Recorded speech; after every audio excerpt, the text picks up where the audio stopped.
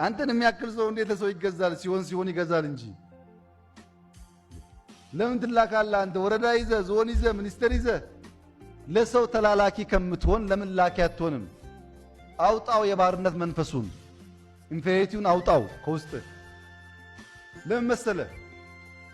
እኛ ኢህአደግ ውስጥ ገብተን አድገን ኢህአደግን ከውስጥ ስላፈረስን ማንም ኃይል ከውስጥ አያፈርሰንም። የምናውቀው ነገር እንዴት ከውስጥ እንደሚፈርስ ነው።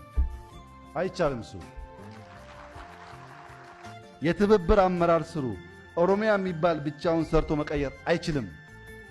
አማራ ገበያው ነው፣ አማራ ግብአቱ ነው፣ አማራ ጉልበቱ ነው። መተጋገዝ አለበት። ወላይታ የሚባል አይችልም ብቻውን። ሲዳማ ገበያው ነው፣ ጉልበቱ ነው። ዳውሮ አይችልም ከከፋ ውጪ። ስልጤ አይችልም ከጉራጌ ከሃዲያ ውጪ።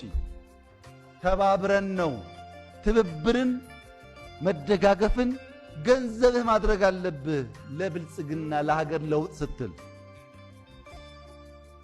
እግር እየጎተትክ ብትሄድ ግን ጥፋት። ቅድም አንስቼዋለሁ። በውይይታችሁ እውነት ነው፣ ሰላም ያስፈልገናል፣ መግባባት አለብን፣ የጋራ ችግሮቻችን ላይ እናተኩር ምናምን ብላችሁ ሊሆን ይችላል። እውነተኛ መሪ መግባባትን ፈላጊ ሳይሆን የጋራ መግባባትን የሚፈጥር ነው። ፍጠረው። በወረዳ ውስጥ እስላምና ክርስቲያን በፍቅር በጋራ እንዲኖሩ አድርግ። አማራና ኦሮሞ በጋራ እንዲኖሩ አድርገው። እሱን በአንተ ከተማ፣ በአንተ ወረዳ፣ በአንተ ዞን አንዱ አንዱን እንዳይገፋ አድርግ። ያን ካደረግክ ኢትዮጵያ ሰላም ሆነች ማለት ነው። ከድሃም እንኳን ከለር የምትመርጥ፣ ከድሃም እንኳን ቋንቋ የምትመርጥ፣ ከድሃም እንኳን አይሳካልህም። ለድሃ የሚራራ ለድሃ የሚያዝን ድሃን የሚያበላ ብሔር ቀድሞ የማይታየው ድሃ እናት ሲያይ ዘሬ ቋንቋ የማይል ብትሆን በምድር ብቻ ሳይሆን በሰማይም ታተርፋለህ። እንከን አልባ መንግስት አይደለም ነው የሚመራው። ብዙ ድካም ያለበት መንግስት ነው። ነገር ግን እስካሁን ኢትዮጵያ ውስጥ በኔ መንግስት ደረጃ ጀምሮ የሚጨርስ የኢትዮጵያን ልማት ያመጣ ደግሞ ታይቶ አይታወቅም። ይሄ ደግሞ እውነት ነው። መስረቅ ባህል ሆኗል። መዋሸት መቅጠፍ ባህል ሆኗል። የያዘው ቦታ ትልቅ ሊሆን ይችላል፣ ቀጣፊ ነው። የራሱን ህንፃ ገንብቶ የመንግስት ቤት የሚሻማ ነው ባለስልጣን የሚባለው። ሌቦች እኮ መንካት አይቻልም። ሌባ ሳይሆን እኔ እንትን ነኝ እምነቴ ብሔሬ ይላል። እናንተ ደግሞ አብራችሁ ትላላችሁ፣ አትጠይቁም። ህገወጥ የላስቲክ ቤቶች ማፍረስ በራሱ እኮ አይቻልም። ህገወጦች ሲፈርስባቸው ወይ ኦርቶዶክስ ናቸው ወይ ኦሮሞ ናቸው ወይ ጴንጤ ናቸው፣ ስም አላቸው የሆነ ነገር። ህገወጥነትን መከላከል የማንችል ከሆነ በቀጣይም አዲስ አበባ ብዙ ችግር ወደ ራሱ እየሳበ ነው። አንደኛ ያምራል፣ ጥያቄ የለውም፣ እያማረ ነው ከተማው። ማንም ደግሞ ያማረ ቦታ ይፈልጋል። ሁለተኛ በኋላ መጣበታለሁ፣ መመገቢያ ማዕከል መፈተሽ አለበት። ጣጣ እያመጣ ነው እሱ ነገር። መጀመሪያ ሐሳቡ ቅንነት ያለበት ነው። አሁን ግን መፈተሽ አለበት። አንደኛ አቅመ ደካሞች ሰርተው ማግኘት የማይችሉ አቅመ ደካሞች ከሆኑ ብቻ። ሁለተኛ ተማሪ ካልሆነ በስተቀር መመገብ ትክክል አይደለም። ምክንያቱም አዲስ አበባ ነፃ ምግብ አለ እያለ ሰው ሁሉ እየመጣ ከተማውን አጨናነቀው። ሐሳቡ ቅንነት ቢኖርበትም ሌላ ችግር ደግሞ አለ። ውሃ የለውም ከተማው፣ መብራት የለውም ከተማው። ሰው እየበዛ ሲሄድ ሊሟላ አይችልም። መመገቢያ ቦታ ማዕከላት መጀመራችን እንዴት ያለ ድንቅ ስራ ነው! ግን ቀን ሰራተኞች ፕሮጀክት እየሰሩ እዛ መጥተው ይበላሉ ምግባቸው። ገንዘባቸውን ቆጥበው እዛ ደግሞ መጥተው ይበላሉ። ይሄ ትክክል አይደለም። ለገንዘቡ ብቻ ሳይሆን ሰነፍ ለማኝ ሰው ያበራክታል። የሰራ ሰርቶም ይበላ የተቸገረውን የሚያግዝ ነው መሆን ያለበት እንጂ ከአሮጊት ጋር እየተጋፋ ጎረምሳ እንዲበላ መፍቀድ ትክክል አይደለም። እኔ ደሞዝ ከፍየው ከኔ ጋር እየዋለ ለእናንተ ወሬ የሚያቀብል ሰው እናንተን ብትመጡ ሌላ ወሬ አቀባይ እንደሆነ ደግሞ ማሰብ አለባችሁ። ለራሱ ያልታመነ ሰው ይጠቅመናል ብላችሁ አታስቡ። ይሄ እኮ ንቀት ነው። አዲስ አበባን ባለፉት 10 ዓመታት ያላየ ሰው እኮ ነው ስለ አድዋ የሚነግራችሁ። እዚህ ተቀምጣችሁ የምትሰሙት ሰውዬ እኮ ምንም አድዋን ቀርቶ አዲስ አበባን አያውቃትም። መጥቶ ማያውቅ ምን እንደተሰራ ማያውቅ ሰው ሌላ ቦታ ሆኖ ስለ አድዋና አዲስ አበባ ለእናንተ መልሶ መንገር ይፈልጋል። ታውቀዋለህ ወይ አይተኸዋል ወይ የት ነበርክ ብሎ የሚጠይቅ ሰው ባለመኖሩ ስለ ጉዳዩ ጥልቅ እውቀት የሌላቸው ሰዎች ግንዛቤ የሌላቸው ሰዎች ናቸው እየነገሩን የሚውሉት። እና አንድ ወዳጄ ስለ ሚዲያ ሲነግረኝ አንድ ግቢ ውስጥ የታሰረ ውሻ አለ። ይሄ የታሰረ ውሻ መኪና ሲያልፍ ሲያገድም ይጮሃል። ታስሯል፣ መታሰሩን ያውቃል፣ ግን ይጮሃል።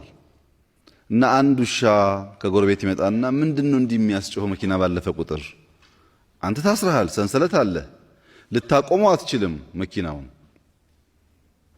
በተደጋጋሚ ግን ሲያልፍ ትጮሃለህ። ምን እያደረክ ነው ብሎ ሲጠይቀው አይ እኔ እኮ መኪናውን ማቆም እንደማልችልም አውቃለሁ። መኪናውን ለማቆም አይደለም የምጮኸው እኔ ዋናው ያሰሩኝ ሰዎች ስራ እየሰራው መሆኑን አውቀው አጥንት እንዲጥሉልኝ ነው የምጮኸው እንጂ መኪናውን ለማቆም አይደለም። አንዳንዱ ለፈጣሪ ኮማንዶ ነኝ ይላል። ፈጣሪ ደካማ ስለሆነ ኮማንዶ ሆኖ ስፔሻል ፎርስ ሆኖ እኔ ካልጠበቅኩት ይላል። አንዳንዱ አደምን ሲያታልል ከላይ እታይ ይሆናል ብሎ አያስብም። ደመቀን ሲያታልል ከላይ እታይ ይሆናል ብሎ አያስብም። ስለዚህ በሕግ በታሪክ በህሊና በፈጣሪ ዳኝነትና ፍርድ ውስጥ ራሱን ያቆመ አመራር መሆን አለበት። ሌብነት ሕግ ልንሸውድ ይችላል።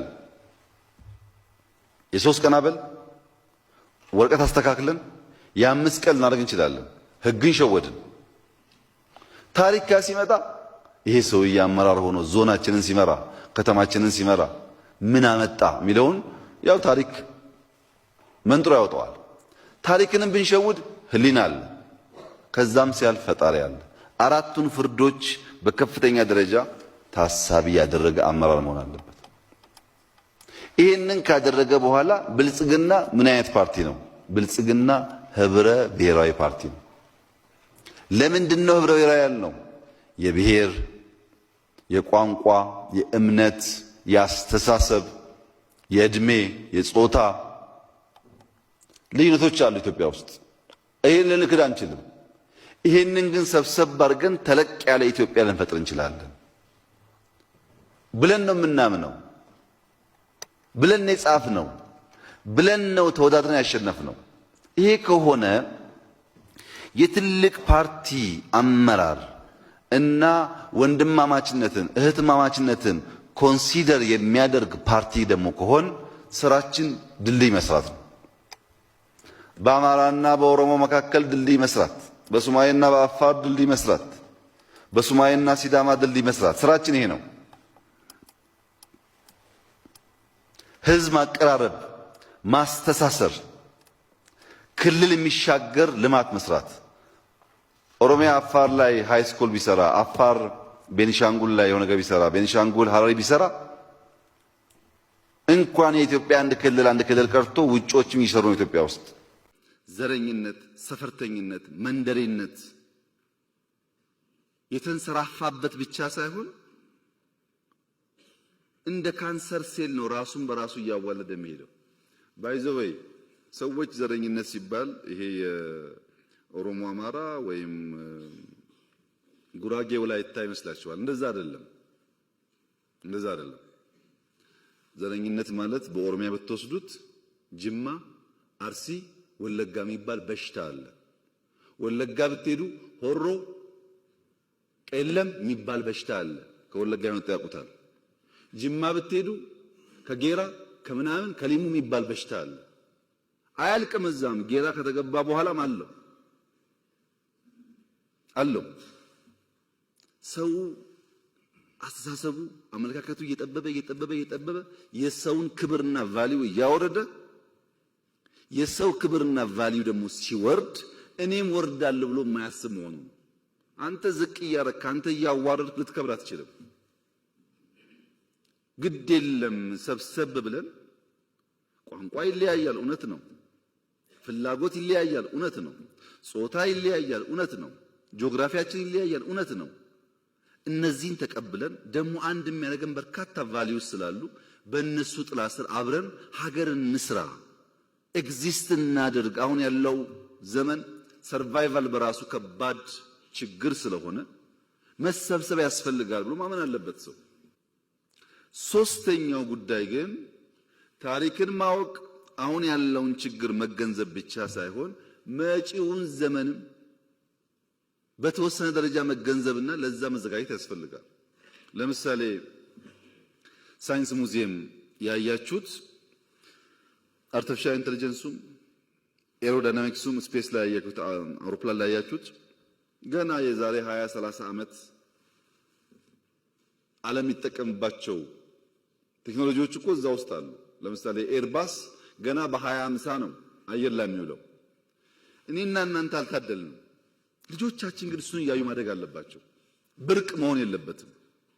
ትናንት ያያችሁት አብዛኛው ነገር እዚህ አካባቢ ያለው ሂስቶሪካል ነገሩ ጫካን ጨምሮ በበጀት የሚሰራ ስራ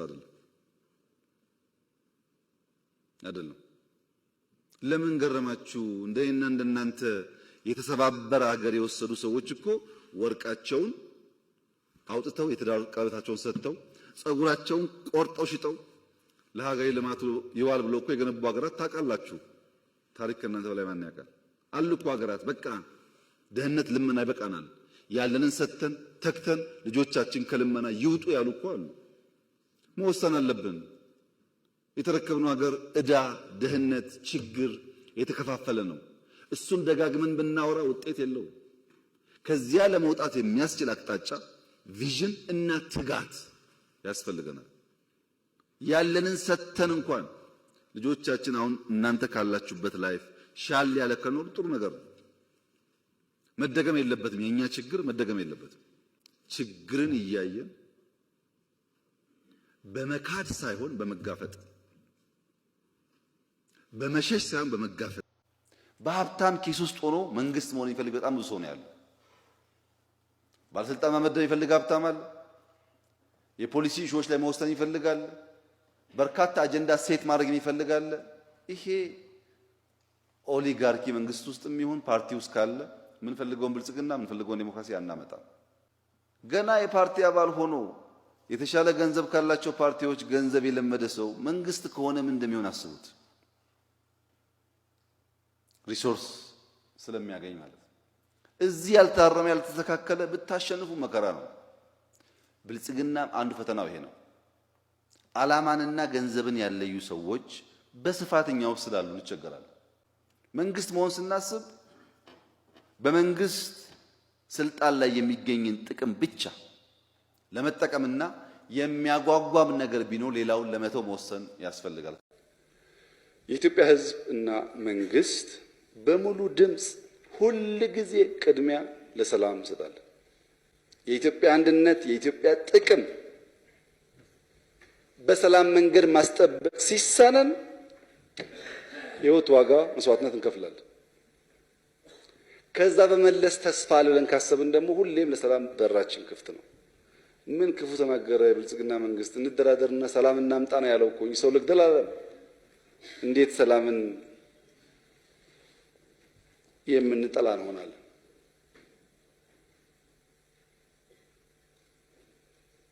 ሁለተኛው የተከበረው ምክር ቤት ማወቅ ያለበት የኢትዮጵያን መንግስት የሚመራው ብልጽግና ነው። ብልጽግና ማመካከር እንጂ ወስኖ መምራት ሙሉ ስልጣን አለው፣ ህጋዊ ስልጣን። ለውይይቱ ከሆነ እናንተም እንደምታውቁት የዛሬ 4 ወር 5 ወር ገደማ ጽሁፍ አዘጋጅተን ሁሉም የመንግስት ሰራተኞች ተቃዋሚ፣ ደጋፊ ሳንል በሰላም ጉዳይ አወያይተን ሁሉንም ህዝብ በሚሊየንስ ቁጥሩ አለኝ በየክልሉ ውይይት ተካሂዷል።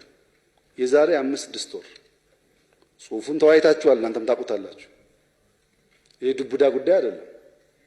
ከተቻለ በሰላም እንፍታ። ለምን እነዚህ በሀገር ውስጥ ያሉ ኃይሎች እግር የላቸውም፣ ባይገባቸው ነው እንጂ የእናታቸውን ጡት እየነከሱ ትርፍ አያተርፉም። እኛ ባለመነጋገራችን ምክንያት ጠላቶቻችን ብዙ ጥፋት እያጠፉ ነው።